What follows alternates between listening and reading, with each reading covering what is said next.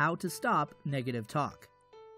The power of a positive mindset is so strong that you can use its power and the confidence from this belief to achieve great things.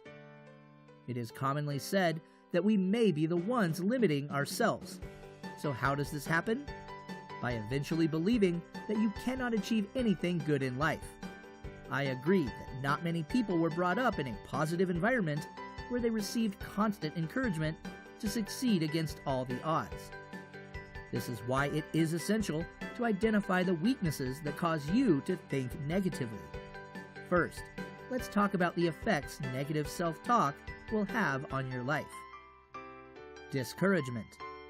You will agree with me that even in the mornings, we sometimes need to encourage ourselves to get out of bed. That is how much power a positive mentality can give to you. But by thinking negatively, you will never feel like doing anything to help yourself or achieve your goals. This will lead to stagnancy, and you cannot afford for this to happen. Abandoned goals. What about your goals? A negative mindset will discourage you from pursuing your goals, so you must get rid of that mentality. Depression. And yes, depression may eventually set in when you let negative talk cloud your mind and reasoning. So how can you get rid of negative self-talk? Identify the factors or particular experiences that make you think negatively. Does it happen when you lose a contest, or argue, or when you score low grades during a test? If you can identify the various circumstances that cause you to have a negative perception, you can start working to make a change.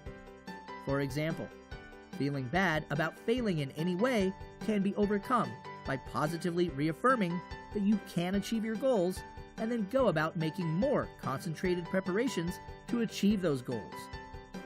While the negative self-talk will be characterized by a lot of blaming and analyzing excuses for your failure, you overcome this negativity by being honest about the situation. Blaming yourself will only end with self-pity and negative self-talk. Ask yourself why you failed to achieve those goals. Maybe your preparation was not adequate, and you made some errors along the line. By confirming these lapses, you are becoming more enlightened about how to go about resolving the issue. Running away from the problem might seem like the best decision at some point. I will never advise you to ignore your issues. Instead, try to find out why honestly, and then identify the solutions that should be implemented when next you are in that situation. So you failed a test, so you argued with someone and you feel bitter about it.